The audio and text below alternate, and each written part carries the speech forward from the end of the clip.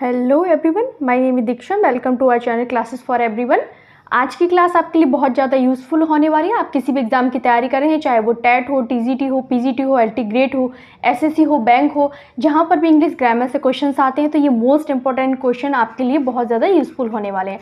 तो वीडियो को एंड तक जरूर देखा करो और चैनल पर नए हो तो सब्सक्राइब कर देना और वीडियो को लाइक करना बिल्कुल मत भूलना। देखते हैं पहला क्वेश्चन क्या है। एवरीबडी, इसमें स्पेस नहीं है, एक साथ ही लिखा जाएगा। Everybody dash that the earth is round.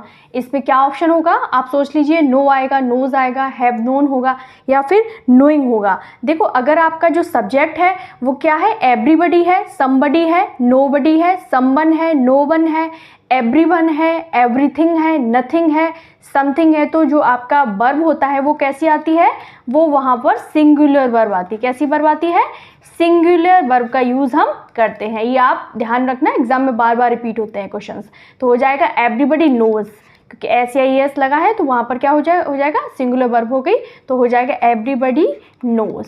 First का आंसर हो जाएगा बी। नेक्स्ट क्वेश्चन है question number 2। Nothing dash going to stop from achieving our goal. तो इसमें क्या ऑप्शन हो जाएगा, आर आएगा, वर आएगा, इज आएगा या फिर हैव आएगा। कि नथिंग हो या फिर एवरीथिंग हो, एवरीबडी हो, समबडी हो, नोबडी हो, नथिंग हो, उन सब के साथ में हम क्या यूज़ करते हैं, हम सिंगुलर वर्ब का यूज़ करते हैं। क्या हो जाएगा, is. Nothing is going to stop from achieving our goal. Next question है क्वेश्चन नंबर 3 है। One of them dash played bell.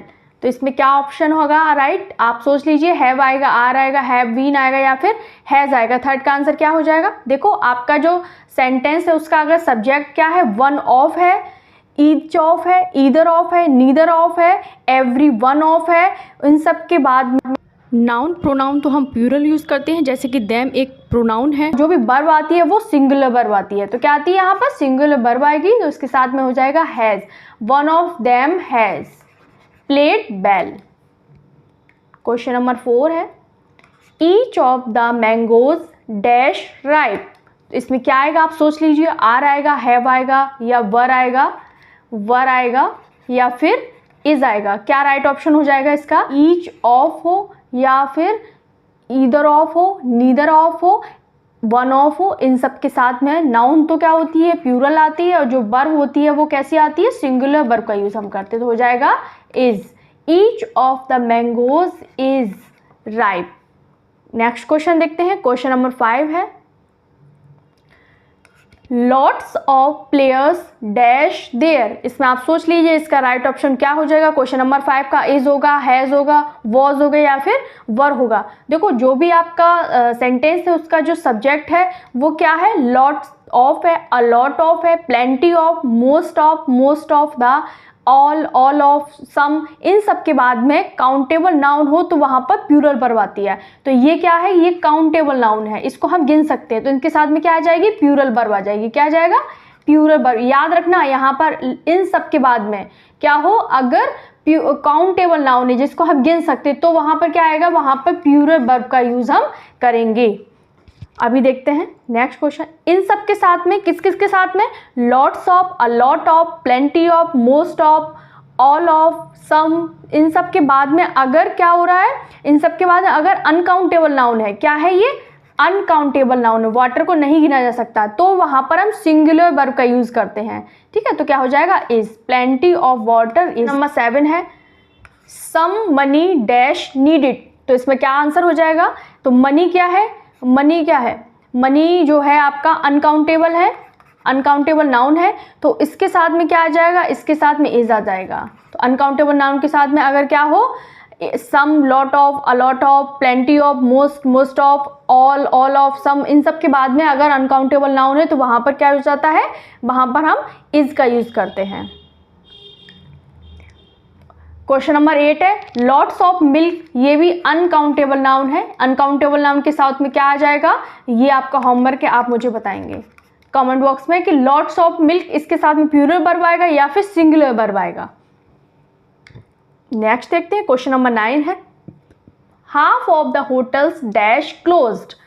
Half of the hotels dash close, इसमें क्या ऑप्शन आएगा, इज आएगा, वॉज आएगा, हैज आएगा या फिर आर आएगा। आप सोच लीजिए, अगर आपका जो सेंटेंस वो किन वर्ड से स्टार्ट हो रहा है, किससे स्टार्ट, हाफ ऑफ से, 1/3 ऑफ, 2/3 ऑफ, 3/4 ऑफ, इन सब के बाद में क्या हो, काउंटेबल नाउन है तो वहां पर प्लूरल वर्ब आएगा। ये क्या है, काउंटेबल नाउन है तो वहां पर वर्ब कैसी आ जाएगी, यहाँ पर प्लूरल वर्ब आ जाएगा।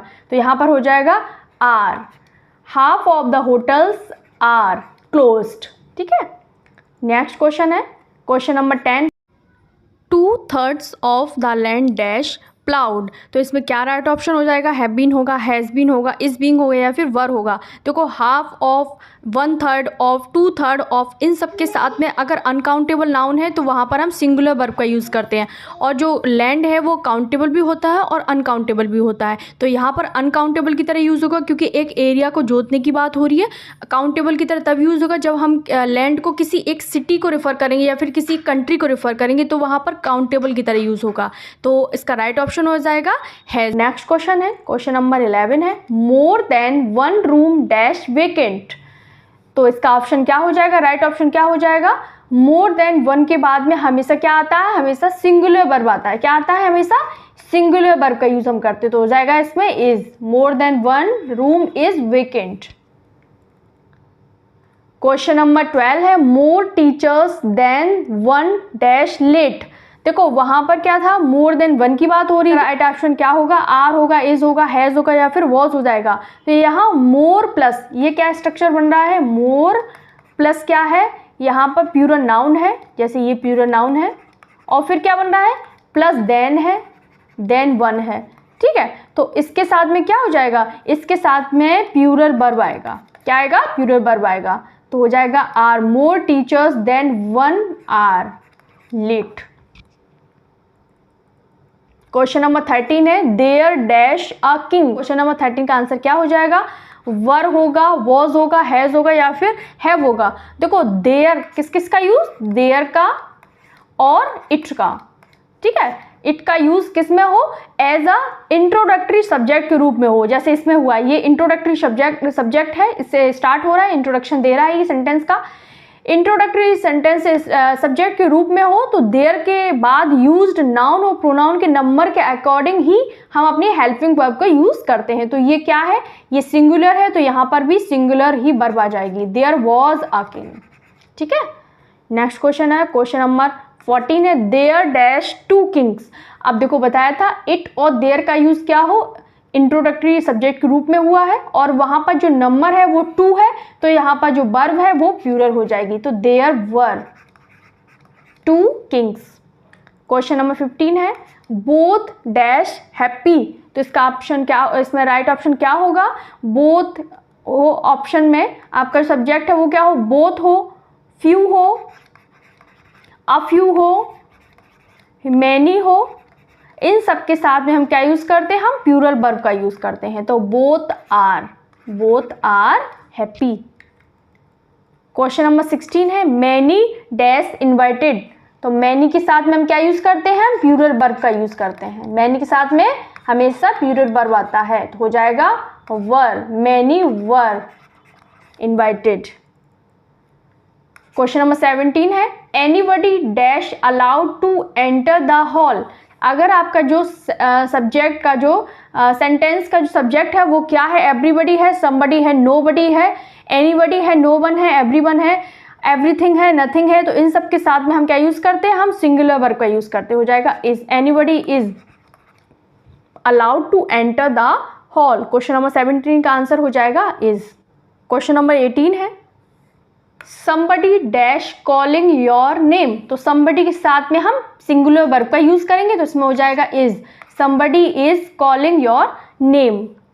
नेक्स्ट क्वेश्चन है क्वेश्चन नंबर 19 है, few of the players dash injured. तो इसमें क्या ऑप्शन हो जाएगा, इसमें राइट ऑप्शन क्या होगा, फ्यू हो, आ फ्यू हो, इन सब के साथ में हम क्या यूज करते हैं, हम प्लूरल वर्ब का यूज करते हैं। तो हो जाएगा are, few of the players are injured. 19 का हो जाएगा आर। 20 नंबर है, फ्यू के साथ में क्या यूज करते हैं, हम प्लूरल वर्ब का यूज करते हैं। तो इसमें भी हो जाएगा are, few are interested in the offer. Few का मतलब होता है कुछ, सम। ठीक है, तो उसमें हो जाएगा आर, नेक्स्ट क्वेश्चन है question number 21, both of the boys dash playing outside.